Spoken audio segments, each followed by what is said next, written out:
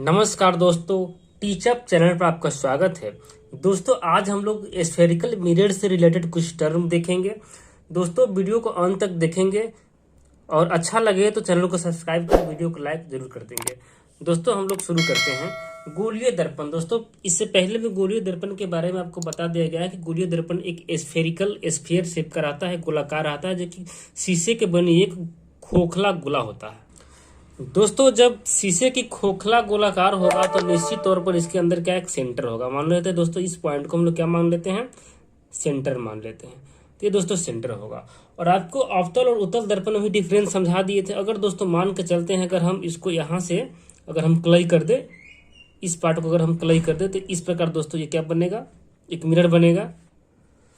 यहाँ दोस्तों मिरर होगा और स्फेरिकल मिरर है तो यहाँ पर सेंटर होगा।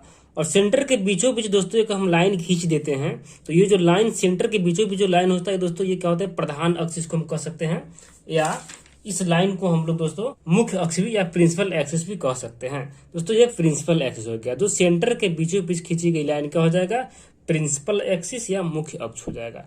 तो मुख्य अक्ष के यहाँ पर दोस्तों एक ज्योमेट्रिकल सेंटर होता है, इसको हम लोग दोस्तों पी मान लेते हैं, जिसको हम लोग क्या बोलते हैं, ध्रुव पोल बोलते हैं। यानी ज्यामितीय केंद्र को हम लोग क्या बोलते हैं, पी मानते हैं। दोस्तों यहाँ पर क्लियर है। अब यहाँ पर इसको पोल बोलेंगे, ध्रुव बोलेंगे, इसको बीच में जो सेंटर होगा। अब दोस्तों जब सेंटर होगा तो इस प्रकार अब हम इस मिरर को जो बनाए इसको अलग करेंगे तो मेरा इस प्रकार का मिरर दोस्तों बनेगा, बना। अगर इसके ही बीचों बीच दोस्तों हम लाइन खींचे तो यहाँ पर दोस्तों क्या हुआ, ये पी हो जाएगा और ये बीच में सी हो गया।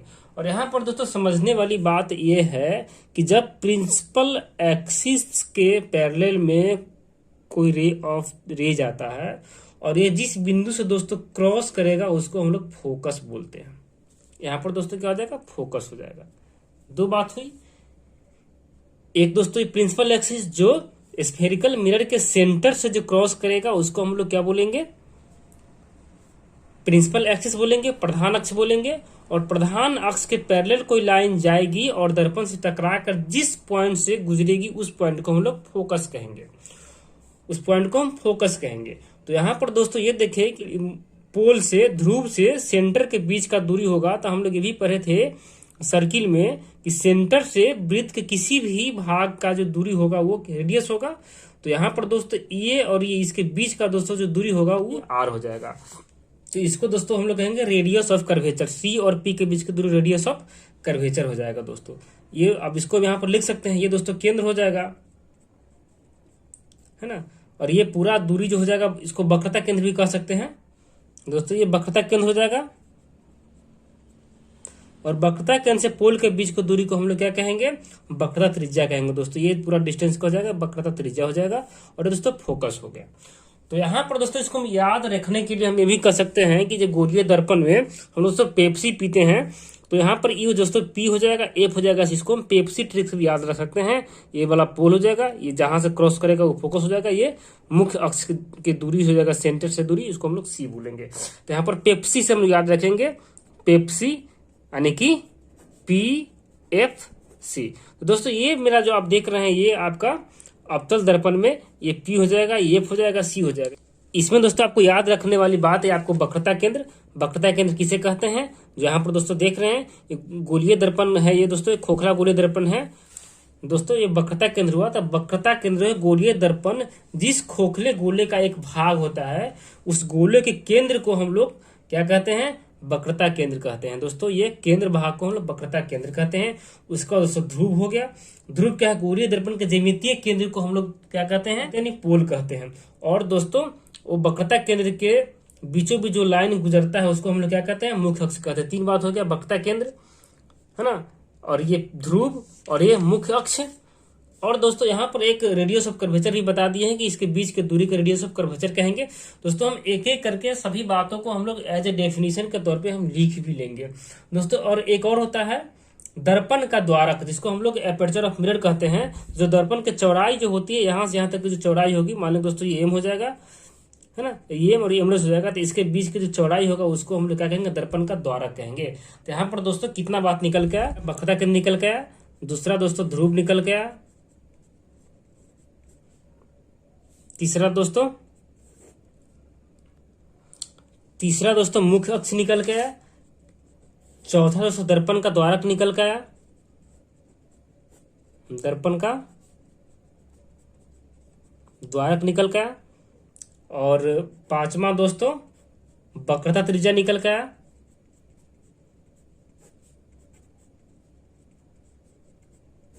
और छठा दोस्तों फोकस निकल गया,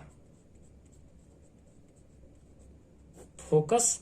और हम फोकस दूरी भी देख सकते हैं।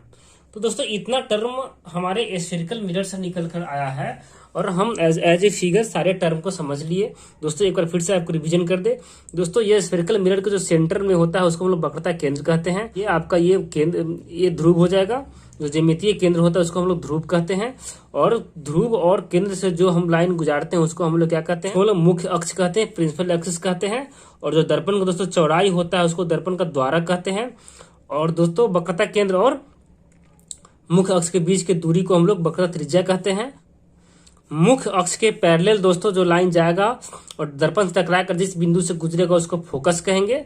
और फोकस से ध्रुव के बीच की दूरी को फोकस दूरी कहेंगे। सभी बातों को दोस्तों हम लोग एक एक करके डेफिनेशन के तौर पर लिख देते हैं। ये फिगर दोस्तों आप जो देख रहे हैं अवतल दर्पण में, अगर इसी को उत्तल दर्पण में देखा जाए दोस्तों, सोचने वाली बातें हैं कि अगर उत्तल दर्पण को आपको क्या बताया था कि यहाँ दोस्तों अगर हम लोग उत्तल दर्पण में देखें तो उत्तल दर्पण में क्या है कि दोस्तों परावर्तक से उठा हुआ वो भाग होता है। तो अगर हम इसको अंदर से कलई कर दे तो इस प्रकार का जो दर्पण दोस्तों बनेगा, इस प्रकार दोस्तों जो मेरा मिरर बनेगा, क्या बनेगा, ये उत्तल दर्पण है। तो उत्तल दर्पण में आपको दोस्तों ये बताना है इसका फोकस दूरी, वक्रता केंद्र होगा। तो यहाँ पर आपको दोस्तों देखना है और समझना है कि ये अगर ये उत्तल दर्पण है तो उत्तल दर्पण का वक्रता केंद्र और फोकस किधर होगा। दोस्तों स्वाभाविक सी बात है, अगर हम इस दर्पण को इधर हम कलई कर दिए हैं तो सेंटर ये है, तो सेंटर की ही ओर दोस्तों क्या हो जाएगा, वक्रता केंद्र होगा।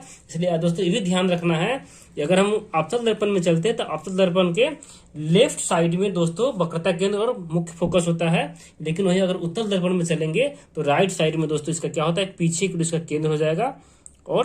और इससे दोस्तों क्या होगा, चलेगा, चलने के बाद टकरा कर जिस बिंदु से दोस्तों क्या करेगा, ये गुजरेगा, वहां दोस्तों इसका फोकस हो जाएगा। तो इस ओर इसका फोकस होता है। आपको ये ध्यान रखना है कि उत्तल दर्पण में वक्रता केंद्र और फोकस दोनों इस ओर होता है, यानी राइट साइड होता है।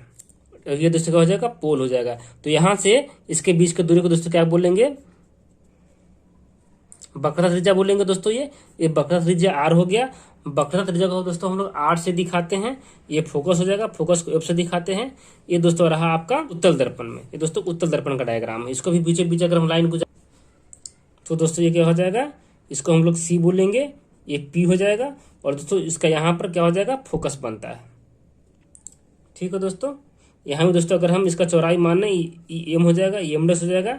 तो इस दर्पण की द्वारक जो है, दर्पण का द्वारक दोस्तों ये हो जाएगा। ये दोस्तों क्या हो जाएगा, इसका मुख्य अक्ष हो जाएगा। दोस्तों क्लियर है, ये मुख्य अक्ष हो जाएगा। अब सभी टर्म को हम लोग एक एक करके डेफिनेशन में देख लेते हैं। दोस्तों यहाँ पर डेफिनेशन दे सकते हैं। वक्रता केंद्र, गोलीय दर्पण जिस खोखले गोले का एक भाग होता है उस गोले के केंद्र को दर्पण का वक्रता केंद्र कहते हैं, जिसे सूचित किया जाता है सी से। क्लियर है दोस्तों, बहुत आसान भाषा में इसका डेफिनेशन है। दूसरा दोस्तों ध्रुव है, जिसको पोल कहते हैं। तो गोलीय दर्पण के ज्यामितीय केंद्र को दर्पण का ध्रुव कहते हैं। इसको दोस्तों पी से सूचित किया जाता है। ये दोस्तों मुख्य अक्ष, इसको प्रिंसिपल एक्सिस भी कहते हैं। यहाँ पर देख रहे हैं दोस्तों, दर्पण के ध्रुव और वक्रता केंद्र को मिलाने वाली रेखा को मुख्य अक्ष या प्रधान अक्ष कहते हैं। दोस्तों हम लोग अभी डायग्राम में देख लिए यहाँ पर कि दोस्तों ये क्या है, ये वक्रता केंद्र है और ध्रुव है। तो इसको मिलाने वाली जो रेखा होता है इसी को हम लोग क्या कहते हैं, प्रिंसिपल एक्सिस या प्रधान अक्ष इसको बोलते हैं, प्रधान अक्ष है। अगर दोस्तों को डिनोशन के रूप में अगर डिनोट किया जाए तो इस लाइन को अगर आप डिनोट करेंगे दोस्तों, यहाँ पर एक्स और वाई है, तो एक्स वाई जो लाइन होगा उसी को हम लोग दोस्तों क्या कहेंगे, मुख्य अक्ष या प्रिंसिपल एक्सिस कहेंगे। दोस्तों यहाँ पर वक्रता त्रिज्या, दोस्तों वक्रता त्रिज्या जो है ये गोलाकार खोखले का एक भाग होता है। तो गोले की त्रिज्या के दर्पण का वक्रता त्रिज्या कहते हैं।